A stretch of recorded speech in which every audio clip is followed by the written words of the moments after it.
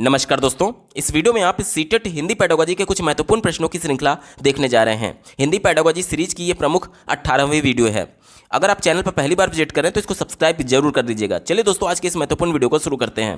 पहला प्रश्न पूछा गया है, वाइगोत्स्की के अनुसार जब कोई बच्चा या बच्ची भाषा की मदद से अपने स्वयं के कार्यों को निर्देशित करता है लेकिन वह भाषा दूसरों के लिए श्रव्य नहीं है, उसके वाचन को क्या कहेंगे? ध्यान से समझिएगा। बच्चे जब खुद से बातें करते हैं तो इसी को वाइगोत्स्की ने निजी भाषण कहा था या फिर निजी वार्ता कहा था, और जीन पियाजे ने इसी को खुद से बातें करने को आत्म केंद्रित भाषण कहा था। प्रश्न हमसे ले वाइगोत्स्की के अनुसार पूछा गया है, इसलिए आपके अनुसार उत्तर हो जाना चाहिए निजी भाषण। लेकिन लेकिन लेकिन ध्यान से देखिएगा, अगर आप निजी भाषण लगा देते हैं वाइगोत्स्की के अनुसार तो ये प्रश्न आपका गलत हो जाएगा। क्यों गलत होगा? क्योंकि हमें एक शर्त दिया गया। ध्यान से देखिएगा, क्या कहा जा रहा है कि वो खुद से बातें तो करता है, स्वयं के कार्यों को निर्देशित तो करता है, लेकिन वह भाषा दूसरों के लिए श्रव्य नहीं है, यानी दूसरे बच्चे, दूसरे लोग उसकी भाषा को सुन नहीं पा रहे हैं। यानी जो कुछ भी वो बोल रहा है मन में ही बुदबुदा रहा होगा, बहुत धीरे बोल रहा होगा, उसकी आवाज़ बाहर नहीं निकल पा रही है।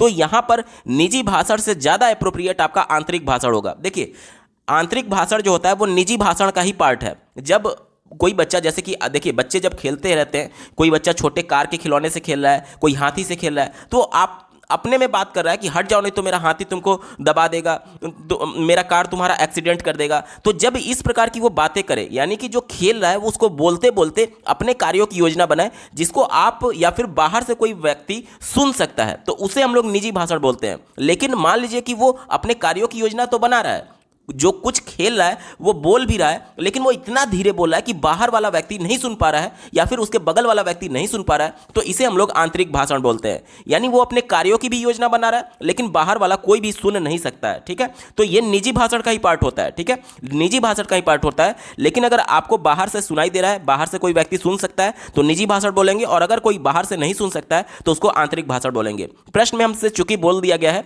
कि वह बाहर से कोई भी नहीं सुन पा रहा है, दूसरा कोई उसकी भाषा को नहीं सुन पा रहा है, तो इसका एप्रोप्रिएट जवाब हो जाएगा आंतरिक भाषण। विकल्प नंबर 1 यहां पर बिल्कुल एप्रोप्रिएट जवाब हो जाएगा। अगला प्रश्न पूछा गया था, भाषा विज्ञान की कौन सी शाखा संदर्भ में भाषा से जुड़ी हुई है? ध्यान से समझिएगा, इंपॉर्टेंट प्रश्न है। देखिए, जब भी मैं भाषा की बात करूं तो भाषा के 4 कौशल को आपको ध्यान में आना चाहिए। पहला, सुनना, बोलना, पढ़ना और लिखना। जो भी इन 4 कौशलों की बात करेगा वही हमारा उत्तर होगा। ठीक है, क्योंकि प्रश्न हमसे संदर्भ के बारे में पूछा गया है, यानी कॉन्टेक्स्ट, जिस संदर्भ में हम लोग बातचीत कर रहे हैं या फिर जब रिटर्न कम्युनिकेशन किया जाता है उस संदर्भ की बात की जा रही है। तो देखिए, इसका उत्तर हो जाएगा ऑप्शन नंबर 2, उपयोगिता विज्ञान। ये चारों जो हैं वो भाषा विज्ञान के ही शाखा हैं, भाषा विज्ञान के ही शाखा हैं। लेकिन हमें पूछा गया था कि संदर्भ में भाषा से कौन सा जुड़ा हुआ है, तो ऑप्शन नंबर 2 जुड़ा हुआ है, उपयोगिता विज्ञान। कैसे, इसको ध्यान से समझिएगा। उपयोगिता विज्ञान ये कहता है कि भाषा की जो सर्वोच्च उद्देश्य होता है वो ये होता है कि बच्चा उस भाषा का प्रयोग संचार में यानी कम्युनिकेशन में यूज कर पाए। जैसे कि देखिए, हम लोग लैंग्वेज का उपयोग करने के लिए 2 प्रकार से कम्युनिकेशन कर सकते हैं। एक तो रिटन कम्युनिकेशन, रिटन कम्युनिकेशन में हम लोग लिख करके लेखन के माध्यम से कम्युनिकेट कर रहे होते हैं, और दूसरा होता है वर्बल कम्युनिकेशन या फिर ओरल कम्युनिकेशन। इसमें क्या होता है, हम लोग बोल करके दूसरे से कम्युनिकेट करते हैं। अब इसमें चारों कौशल कैसे आएंगे, ध्यान से समझिएगा। जब मैं रिटन कम्युनिकेशन करता हूं, किसी को चिट्ठी लिखता हूं, किसी को लेटर लिखता हूं, तो यहां से मेरा लेखन कौशल विकसित हुआ, और उधर से जब रिटर्न में चिट्ठी आएगा, उसके उत्तर में चिट्ठी आएगा, तो उसको पढ़ करके मेरे अंदर पठन कौशल विकसित होगा। ठीक है, इसके साथ ही साथ देखिए, अगर मैं किसी से कम्युनिकेट कर रहा हूं, 2 बंदे हैं जिससे मैं कम्युनिकेट कर रहा हूं, तो जब मैं बोल रहा हूं तो बोलने से मेरे अंदर वाचन कौशल विकसित होगा, और जब वो बंदा मेरे प्रश्नों का जवाब दे रहा होगा या फिर अपनी प्रतिक्रिया दे रहा होगा तो उसकी बातों को सुनकर मेरे अंदर श्रवण कौशल को विकसित किया जा सकता है। यानी कि भाषा का अगर हम लोग उपयोग करते हैं, भाषा का अगर हम लोग उपयोग करते हैं तो इसके चारों कौशल को साध्य किया जा सकता है। और चूंकि भाषा के चारों कौशल को सीखना ही उपयोगिता विज्ञान है। क्यों? क्योंकि भाषा का उपयोग ही तो करना है अल्टीमेटली हमें जाकर के। केवल नंबर पाने तक भाषा थोड़ी सीख रहे हैं कि हम हाई स्कूल में हिंदी में 100 में से 90 नंबर पा जाएं, इंग्लिश में 100 में से 95 नंबर पा जाएं। नंबर पाना उद्देश्य नहीं है। हम इस भाषा को इसलिए सीख रहे हैं ताकि अपने दैनिक जीवन में या फिर कहीं पर भी इस भाषा का प्रयोग करके अपने आप को एक्सप्रेस कर पाए, चाहे रिटन कम्युनिकेशन के माध्यम से या फिर वर्बल कम्युनिकेशन के माध्यम से। वही तो है उस भाषा का उपयोग। इसीलिए उपयोगिता विज्ञान यहां पर बिल्कुल एप्रोप्रिएट जवाब हो जाएगा। बाकी के विकल्पों पर एक बार चर्चा कर लेते हैं। पहला दिया गया है अर्थ विज्ञान। अर्थ विज्ञान में देखिए, किसी भी लेख को पढ़ करके उसका अर्थ समझने के सेंस में है, तो यहां पर केवल पठन कौशल की बात की जा रही है, तो यह विकल्प निगेटिव हो गया, हमारा उत्तर नहीं होगा। तीसरा देखिए आकृति विज्ञान। आकृति, जैसा कि आपको ज्ञात होगा कि जो भी भाषा हम लोग यूज करते हैं उसमें जो भी लिपि है वो आकृति के तौर पर देखी जाती है, संरचना के तौर पर देखी जाती है, इमेज के तौर पर देखी जाती है। जैसे कि देखिए क लिखा हुआ है, तो क क्या है? एक इमेज ही तो है, एक सिंबल ही तो है, जो कि एक तरीके से देखिए यहाँ पर गोला है, यहाँ पर खड़ी पाई है, यहाँ पर बचपन में आप कैसे पढ़ते थे? गोल गोल अंडा, पुलिस का डंडा, बकरी का पूंछ और बाबा जी का मोच, ये पढ़ते थे ना बचपन से आप क को लिखने के लिए। तो ये सब आकृतियां ही तो हैं। गोला है, ये खड़ी पाई है, ये पूंछ टाइप का है, ये खड़ी लाइन है, मतलब कि क्षैतिज लाइन है। तो ये सब चीज़ें आकृतियों की बात करता है, यानी कि जो हमारे लिपि होते हैं वो इमेज से मिलकर बने हुए हैं, सिंबल से मिलकर बने हुए हैं। तो ये देखिए ये बहुत ज़्यादा संकुचित है। क्यों? क्योंकि भाषा की जब हम लोग बात करते हैं तो लैंग्वेज का जो उच्चतम उद्देश्य है उसको किस प्रकार से हम लोग दैनिक जीवन में उपयोग करेंगे, इस सेंस में आना चाहिए। और आकृति विज्ञान केवल सिंबल्स बात करता है, इसलिए निगेटिव हो गया संकुचित होने की वजह से। चौथा देखिए सस्वर विज्ञान। स्वर विज्ञान क्या होता है?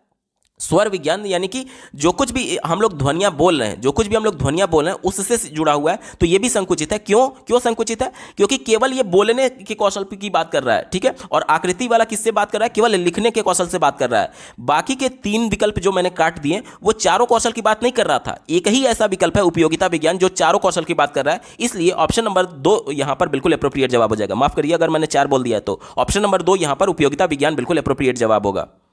अगला प्रश्न पूछा गया था, शिशुओं में भाषा के विकास के संबंध में कथन अ और कथन ब पर विचार करिए। यहाँ पर देखिए 2 स्टेटमेंट दिए गए हैं, दोनों को पढ़ करके हमें सही विकल्प का चयन कर लेना है। पहला दिया गया स्टेटमेंट, शैशवावस्था। शैशवावस्था की आयु क्या होती है? 0 से 2 साल, ठीक है। इसी को ध्यान में रख करके उत्तर ढूंढेंगे। कहा जा रहा है कि शैशवावस्था से बच्चे की वाक नली एक वयस्क मानव की तुलना में जानवर की तरह अधिक होती है। देखिए बच्चे जब छोटी उम्र में होते हैं, शैशवावस्था में 0 से 2 साल, तो उनकी आवाज़ बहुत ज़्यादा पतली होती है, बहुत ज़्यादा पतली होती है, जो कि वयस्क मानव से अलग होती है, ठीक है।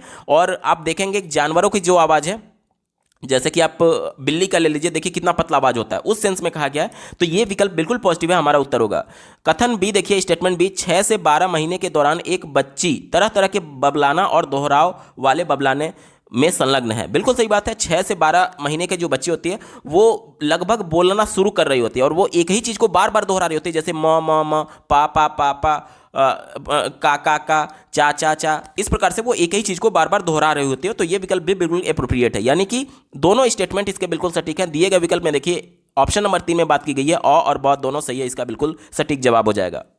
अगला प्रश्न पूछा गया था, एक बोली मानक बोली का दर्जा पाने के लिए निम्नलिखित चरणों से गुजरती है। यानी कि जो एक बोली होती है वो कब मानक बोली बोली जाएगी और क्या क्या स्टेप्स होते हैं जिसको फॉलो करते हुए वो मानक बोली के दर्जा प्राप्त करती है, ठीक है। चलिए देखिए बोली क्या होता है? किसी पर्टिकुलर एक क्षेत्र में, स्थानीय क्षेत्र में बोली जा रही भाषा को ही बोली कहा जाता है। यानी कि केवल अगर कुछ स्थानीय क्षेत्र में, बहुत कम क्षेत्र में एक ही प्रकार की भाषा का प्रयोग किया जाता है तो उसे हम लोग बोली बोलते हैं, यानी कि जो बहुत सीमित क्षेत्र में हो, ठीक है। अब मान लीजिए कि ये बोली हो गया। अब सबसे पहले इसका सिलेक्शन किया जाता है कि किस बोली को हम लोग मानक बोली कहेंगे। तो सबसे पहले तो इसका सिलेक्शन हो गया, ध्यान से समझिएगा, बहुत इंपॉर्टेंट है। सबसे पहले इसका क्या हो गया? सिलेक्शन हो गया। उसके बाद से देखिए सिलेक्शन को हम लोग क्या बोलते हैं? चयन बोलते हैं। उसके बाद से जो सेकंड स्टेप होता है उसमें जब ये बोली थोड़ा सा इसका क्षेत्र बढ़ जाता है, जैसे कि भौगोलिक क्षेत्र बढ़ गया, सामाजिक, सांस्कृतिक, राजनीतिक और प्रशासनिक कारणों से अगर ये अपना बोली विस्तार कर ले रही है, जैसे कि क्या होता है कि कई बार क्या होता है कि आप लोग देखते होंगे ना कि जैसे जो राजनीतिक पार्टियां होती हैं वो किसी विशेष बोली में अपना भाषण दे रही होती हैं। क्यों दे रही होती हैं? क्योंकि वह उनको टारगेट करना चाहती हैं वोट बैंक के लिए।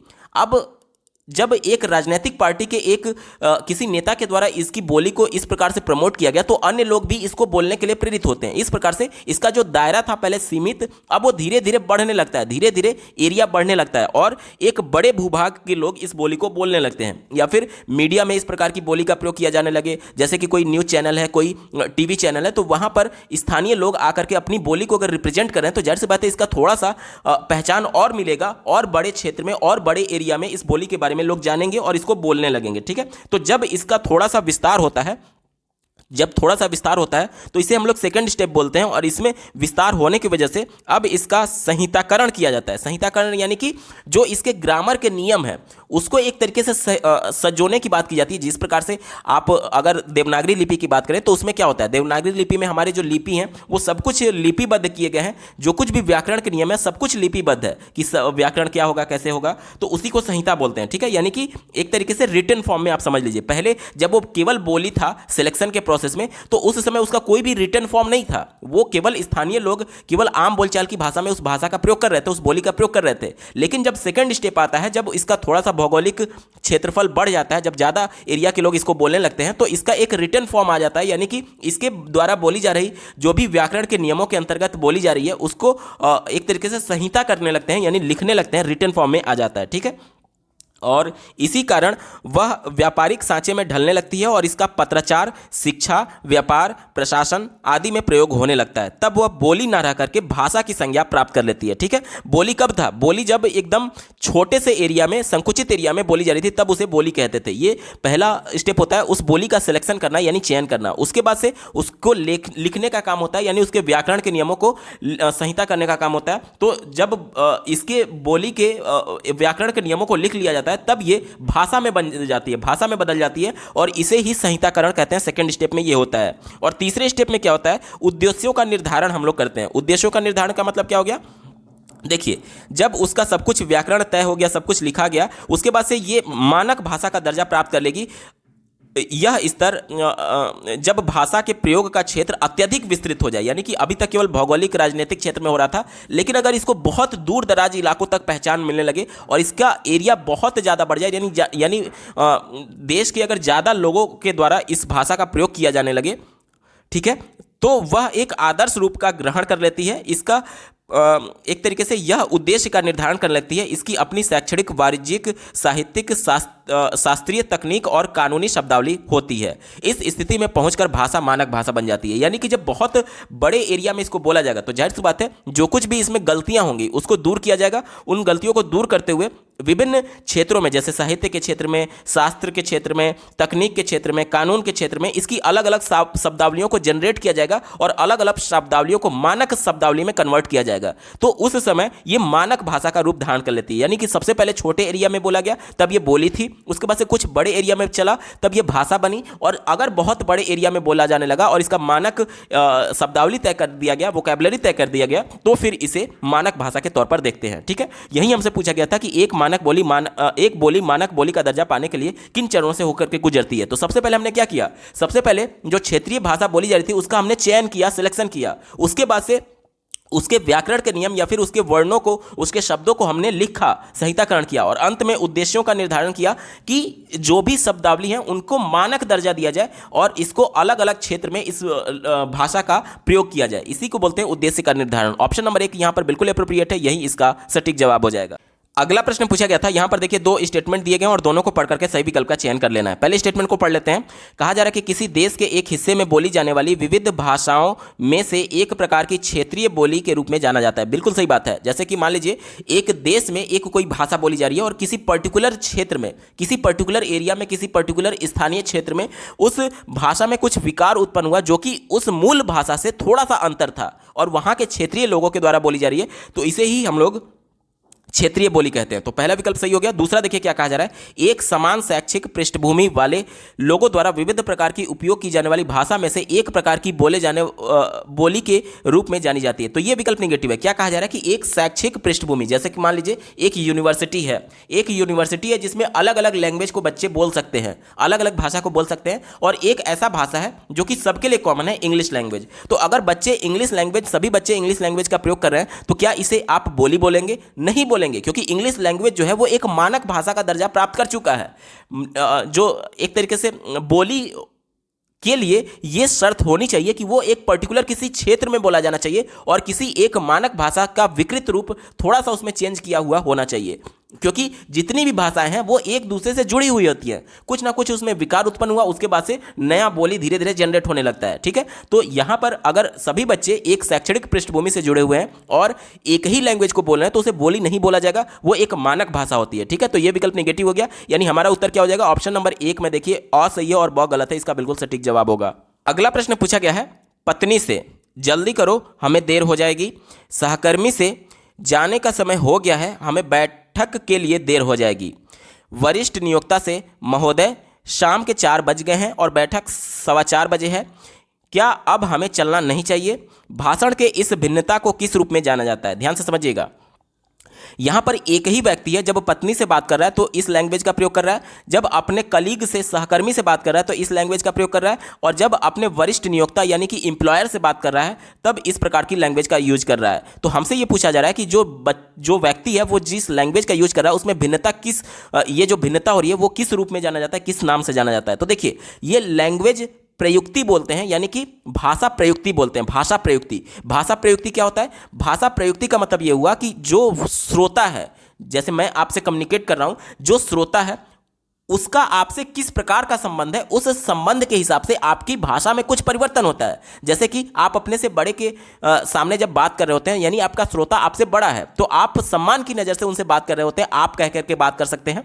और जब आप अपने सहकर्मी से बात करते हैं, यानी आप अपने हम उम्र के लोगों से बात कर रहे होते हैं, जैसे कि खेल के मैदान में भी हमारे जो सहकर्मी हैं, तो हम लोग तुम कह के बात कर सकते हैं। और जब हमारे से छोटा कोई बालक होता है तो वहां पर तू तड़ा करके भी बात किया जा सकता है। तो यहां पर क्या है, यहां पर जो सामने श्रोता है उसके हिसाब से, उसके पद के हिसाब से, या फिर उसकी एक तरीके से अन्य जो एस्पेक्ट्स हैं उसके हिसाब से अगर हमारे बोले जाने वाले भाषा में कुछ परिवर्तन होता है तो इसे हम लोग भाषा की प्रयुक्ति कहते हैं। और इसी का एक और नाम होता है रजिस्टर। ठीक है, लैंग्वेज रजिस्टर इसे बोलते हैं। ऑप्शन नंबर 3 इसका बिल्कुल सटीक जवाब हो जाएगा, यानी कि श्रोता के हिसाब से हमारे भाषा में परिवर्तन होना ही रजिस्टर कहलाता है, या फिर भाषा की प्रयुक्ति कहते हैं। विकल्प नंबर 3 यहां पर बिल्कुल सटीक जवाब होगा। अगला प्रश्न पूछा गया था, समूह वाद विवाद में भाग लेने के लिए भाषा शिक्षक एक शर्त रखता है कि समूह में 4 विद्यार्थी कनिष्ठ वर्ग से और 1 विद्यार्थी वरिष्ठ वर्ग से होना चाहिए, जो आवश्यकता पड़ने पर कनिष्ठों की सहायता कर सके। समूह निर्माण का यह विचार किसके सिद्धांत पर आधारित है? देखिए, जब भी मैं जो कुछ भी प्रश्न पढ़ रहा हूं उसमें जो सर्किल कर रहा हूं या फिर जो कुछ भी अंडरलाइन कर रहा हूं, जैसे कि इसको मैंने ज़्यादा हाईलाइट किया, तो ये चीज़ें आपको उत्तर पकड़ने में मदद करेगी। कैसे, ध्यान से समझिएगा। कहा जा रहा है कि समूह वाद विवाद, यानी समूह में रह करके काम करने की बात की जा रही है। तो आपको थोड़ा सा हिंट मिला कि समूह में किसके द्वारा सिद्धांत दिया गया था समूह में कार्य करने का? वाइगोत्स्की के द्वारा। लेकिन आपको थोड़ा सा और मजबूती मिलेगा इस बात को पढ़ने से कि देखिए, समूह में 4 विद्यार्थी कनिष्ठ वर्ग के, कनिष्ठ यानी कि जूनियर है, 4 विद्यार्थी जो है वो जूनियर है, और 1 विद्यार्थी जो है वो वरिष्ठ है, वरिष्ठ यानी कि सीनियर है। अब ऐसा क्यों किया गया है? क्योंकि ऐसा इसलिए किया गया कि जब आवश्यकता पड़े तो कनिष्ठों को सहायता कर सके। सहायता करना, हेल्प करने की बात की जा रही है। तो एक तो बच्चा ग्रुप में काम कर रहा है और दूसरा एक ऐसा बच्चा है, सीनियर पर्सन है, जो कि जूनियर की मदद कर रहा है। तो जब भी बच्चे को आवश्यकता पड़ेगी, जैसे आपने जेडपीडी पढ़ा था, जेडपीडी क्या होता था? बच्चा अपने प्रयास के माध्यम से यहां तक पहुंच सकता है, और बाहरी मदद की वजह से अगर वो यहां तक पहुंच गया तो इसके बीच के क्षेत्र को ही जेडपीडी बोलते थे। तो इसमें क्या होता था? इसमें बाहर से मदद दी जाती थी जब बच्चा यहां पर फंसा हुआ था। तो वही तो बोला जा रहा है ना कि एक सीनियर पर्सन को यहां पर लाया गया। क्यों लाया गया? कि जब बच्चा यहां पर फंस जाएगा, जब उसको आवश्यकता महसूस होगी, तो ऊपर से एक बंदा उसको हेल्प करेगा, उसका वरिष्ठ जो एक तरीके से वरिष्ठ जो ग्रुप का मेंबर होगा, जो सीनियर मेंबर होगा, वो उसकी मदद करेगा। तो ये मदद करना किसके द्वारा दिया गया था? ये वाइगोत्स्की के द्वारा दिया गया था। दिए गए विकल्प में देखिए, वाइगोत्स्की का सिद्धांत इसका बिल्कुल एप्रोप्रिएट जवाब हो जाएगा। ठीक है, क्योंकि स्कैफोल्डिंग की बात कर लीजिए जिसमें शुरुआती मदद दी जाती है, और जेडपीडी की बात कर लीजिए जिसमें बीच में मदद दी जाती है।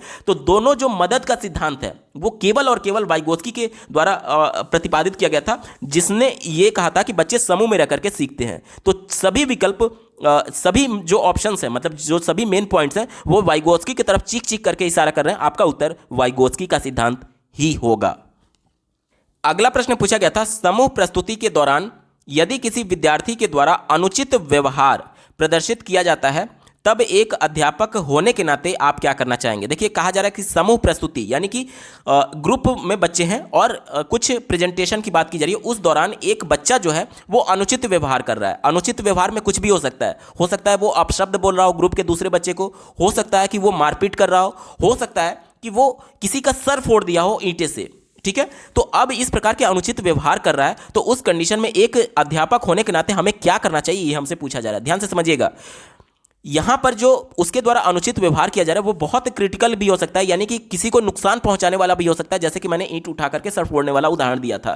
तो यहां पर अब इसी को ध्यान में रखकर के उत्तर ढूंढिएगा। चौथे विकल्प से शुरुआत करते हैं। कहा जा रहा है कि उसे कुछ नहीं कहेंगे और उसे स्व अनुशासित होने की अपेक्षा करेंगे। स्व अनुशासित का मतलब क्या हुआ? कि बच्चा खुद से अनुशासन के लिए प्रेरित हो रहा है। अनुशासन कहने का मतलब कि देखिए, जो हम लोग पेडागोजिकल एस्पेक्ट्स यूज कर रहे हैं, जिस शिक्षण विधि का यूज कर रहे हैं, वो इतनी अच्छी होनी चाहिए कि बच्चा उसमें रुचि ले, और रुचि लेते हुए जब रुचि लेगा तो जाहिर सी बात है इंटरनली मोटिवेट होगा और वो खुद चीज़ों को सीखने के लिए जिज्ञासु होगा, और जब जिज्ञासु होगा तो पूरा ध्यान अपने पढ़ाई में लगाएगा या फिर उस क्रियाकलाप में लगाएगा, अधिगम में लगाएगा, तो उस दौरान बच्चा स्व अनुशासित होता है। लेकिन यहां पर बच्चा अनुचित व्यवहार कर रहा है, हो सकता है कि बहुत क्रिटिकल कंडीशन में हो, ईंटा उठा करके किसी का सर फोड़ने की बात कर रहा हो, तो उस दौरान हम बच्चे के स्व अनुशासन का वेट नहीं कर सकते हैं। आप ये उम्मीद नहीं कर सकते कि बच्चा खुद से अनुशासित होगा, क्योंकि जब तक आप उम्मीद करेंगे तब तक वो अगले बच्चे का सर फोड़ चुका होगा। इस वजह से स्व अनुशासित का यहां पर वेट नहीं किया जाएगा। ये निगेटिव है। क्यों निगेटिव है? क्योंकि क्रिटिकल कंडीशन है यहां पर बहुत ज्यादा गलत हो सकता है दूसरे बच्चे के साथ। तो एज ए टीचर हमारी जिम्मेदारी है कि उस सिचुएशन को कंट्रोल करना। तो हम वेट नहीं कर सकते इस समय का कि बच्चा खुद से अपने लिए अनुशासित हो। तो ये निगेटिव हो गया, ठीक है। तीसरे विकल्प की बात करते हैं, उसे सभी के सामने बात करेंगे। ये विकल्प भी निगेटिव है। क्यों निगेटिव है? देखिए, एक तो बच्चा जब गुस्से में होता है तो उसका माइंड काम करना बंद कर देता है। जब आप पूरी कक्षा के सामने उससे बात करेंगे या फिर उसको कुछ बोलेंगे तो उसे यह लगेगा कि पूरी कक्षा के सामने मेरी बेइज्जती की जा रही है। वो शांत होने के बजाय और ज़्यादा उग्र हो सकता है। इसलिए अगर आप उससे बात करना ही चाहते हैं तो आप उससे अकेले में बात करिए। इससे होगा क्या कि बच्चे का माइंड थोड़ा सा शांत होगा। क्यों शांत होगा? क्योंकि पर्टिकुलर जिस सिचुएशन में वो था बंदा, उससे थोड़ा सा साइड हटेगा, सिचुएशन से हटेगा, तो थोड़ा सा उसका माइंड काम होगा, शांत होगा, और साथ ही साथ आप उसको बेहतर ढंग से समझा सकते हैं कि आप तो समझदार हैं, आप क्यों इस प्रकार की गलती कर रहे हैं। इस प्रकार की जब बातें आप करेंगे तो वो थोड़ा सा धीरे धीरे कूल डाउन होगा, और साथ ही साथ उसके मन में ये निगेटिविटी नहीं जाएगी कि पूरी कक्षा के सामने मेरी बेइज्जती की जा रही है। इसलिए सभी के सामने उससे बात नहीं करेंगे, निगेटिव हो गया। पहला देखिए, समूची कक्षा के सामने उस पर चिल्लाएंगे, ये तो बिल्कुल ही निगेटिव है। मैंने आपको एक्सप्लेन किया कि इससे बच्चे में निगेटिव थिंकिंग जा सकती है कि मेरी बेइज्जती की जा रही है, तो वो और उग्र हो सकता है। हो सकता है कि ईंटा उठा के आप ही का सर फोड़ दे। एज ए टीचर अगर आप शिक्षक है तो हो सकता है आप ही का सर फोड़ दे, क्योंकि वो गुस्से में है। उस समय उसके गुस्से को शांत करना है। अगर एज ए टीचर हम आप उस पर चिल्लाएंगे, हो सकता है कि वो आप ही का सर फोड़ दे। तो ये भी विकल्प निगेटिव हो गया। एक ही विकल्प बचा, ऑप्शन नंबर 2 देखिए, उससे बात करेंगे। अब उससे बात करने का मतलब कि उसको किनारे में ले जाकर के शांति से समझाइए, बेटा आप गलत कर रहे हैं, ये सब चीजें नहीं करनी चाहिए, हमें शांति से, देखिए कितना अच्छा माहौल है, आपके घर वाले क्या सोचेंगे, आप कितनी गलत बात कर रहे हैं, दूसरे बच्चे के साथ मिलकर के रहना चाहिए। ये सब नैतिकता वाली बातें आप उसे बात करेंगे तो थोड़ा थोड़ा वो धीरे धीरे वो शांत होगा, और जब शांत होगा तब जाकर के वो चीजों को फिर से हैंडल कर पाएगा। क्योंकि बच्चे जब गुस्से में होते हैं या फिर बड़ा भी गुस्सा में होता है तो उसके सोचने समझने की शक्ति खत्म हो जाती है। इसलिए उससे अकेले में जाकर के शांति से बात करेंगे। विकल्प नंबर 2 यहां पर बिल्कुल एप्रोप्रिएट है, यही इसका सटीक जवाब हो जाएगा। अगला प्रश्न पूछा गया था, मान्यताओं का वह समूह जो इस बात की व्याख्या करता है कि भाषा संरचनाओं या नियमों का समूह है, किस रूप में जाना जाता है। देखिए, इसे हम लोग स्ट्रक्चरल अप्रोच कहते हैं या फिर इसी को संरचनात्मक उपागम कहते हैं। जैसे कि मैं आपसे एक उदाहरण बोलूं कि मैं घर जा रहा हूं, तो क्या हो जाएगा? I am going to home. यहां पर देखिए, ये आई क्या है? ये सब्जेक्ट हो गया। एम क्या है? ये हेल्पिंग वर्ब हो गया। गोइंग क्या है? ये आपका मेन वर्ब हो गया। और होम क्या है? ये एक तरीके से ऑब्जेक्ट हो गया। ठीक है, तो यहां पर देख लीजिए कि subject, helping verb, main verb और ऑब्जेक्ट, ये हमारा एक सब्जेक्ट है, प्री डिफाइंड है कि अंग्रेजी भाषा का कोई भी वाक्य आप लिखेंगे तो इसी पैटर्न का वो फॉलो करेगा। इसे ही संरचनात्मक उपागम बोलते हैं, यानी कि संरचना जो है वो नियमों का समूह है। ऑप्शन नंबर 3 संरचनात्मक उपागम यहां पर बिल्कुल एप्रोप्रिएट जवाब हो जाएगा। अगला प्रश्न पूछा गया था, संप्रेषणात्मक भाषा शिक्षण के संबंध में स्टेटमेंट अ और स्टेटमेंट ब पर विचार करिए और दोनों को पढ़ करके सही विकल्प का चयन कर लेना है। पहला स्टेटमेंट देखिए क्या कहा जा रहा है, शिक्षक की भूमिका सामान्यतः वाचन के लिए मॉडल होने के बजाय एक संसाधक या मॉनिटर की है। मॉडल का मतलब क्या है? जो सिर्फ मूक बधिर होकर के, यानी बिना कुछ बोले आपको केवल देख रहा है। तो यहाँ पर जो टीचर है वो एक सुविधा प्रदाता होता है, यानी कि बच्चे को जहाँ पर रिक्वायरमेंट है, ले वाइगोत्स्की के सिद्धांत के अनुसार अगर बच्चा कहीं पर फंस गया है तो उसको आपको मदद करनी होगी, यानी जेडपीटी देना होगा। और अगर बच्चा शुरुआत नहीं कर पा रहा तो शुरुआती मदद आपको देनी होगी। तो यहाँ पर केवल मॉडल बन करके आपको खड़े नहीं रहना है, बल्कि जो बच्चे हैं उनको सुविधा भी प्रदान करना है, यानी एक संसाधक के तौर पर आपकी भूमिका होनी चाहिए। यह विकल्प बिल्कुल पॉजिटिव है, हमारा उत्तर होगा। दूसरा देखिए क्या कहा जा रहा है कि शिक्षार्थियों को सीखने की व्यक्तिवादी उपागम के आधार पर कक्षा की गतिविधियों में भाग लेना पड़ता है। व्यक्तिवादी उपागम कहने का मतलब कि इंडिविजुअलिज्म की बात की जा रही है, यानी बच्चा ग्रुप में रहते हुए भी अपना खुद का अलग व्यक्तिवादी नारा क्या बोलते हैं उसको, लाप गा रहा है। इसका मतलब क्या हुआ कि देखिए, ग्रुप में जब आप काम कर रहे होते हैं तो ग्रुप को साथ लेकर के चलना है, यानी एक दूसरे का सहयोग करते हुए आपको चलना है। आप वहां पर इंडिविजुअल नहीं कर सकते कि नहीं मैं ही ग्रुप को डोमिनेट करूंगा, मैं ही ग्रुप के मालिक हूं, सब कुछ मैं नहीं करूंगा, इस प्रकार से आप नहीं कर सकते, इसे व्यक्तिगत उपागम कहते हैं। तो ये निगेटिव होता है, क्यों? क्योंकि ग्रुप में जब आप हैं तो पूरे ग्रुप को आपको रिप्रेजेंट करना है, ना कि आप इंडिविजुअल को रिप्रेजेंट नहीं कर सकते, इसलिए ये विकल्प निगेटिव हो गया, हमारा उत्तर नहीं होगा। एक ही विकल्प यहां पर देखिए, ऑप्शन नंबर 1 इसका सही है, और सही है, लेकिन ब गलत है, इसका बिल्कुल सटीक जवाब हो जाएगा, विकल्प नंबर 1 सही उत्तर है।